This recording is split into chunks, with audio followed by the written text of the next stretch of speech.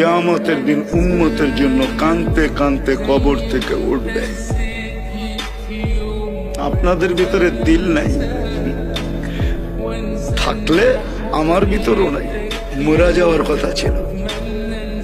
আল্লাহর রসুল কবর থেকে কাঁদতে কাঁদতে উঠবে আর বলবে, আইনা উম্মতি। জিবরিল ডাইনে দেখি খালি, বামে দেখি খালি, আমার উম্মত কোথায়? জিবরিল আলাইহিস সালাম বলবে, কেউ ওঠে নাই, আপনি মাত্র উঠছেন। কোন উম্মতও ওঠে নাই, নবীও ওঠে নাই, রসুলও ওঠে নাই, আপনার উম্মতও ওঠে নাই, আপনাকে উঠানো হয়েছে। চিন্তিত হয় না, যাবে মাকামে মাহমুদে বসবে না। আল্লাহ দুটেই চেয়ার বানাইছেন, একটা নিজের জন্য, একটা বন্ধুর জন্য। আপনি মাকামে মাহমুদ চিনেন না।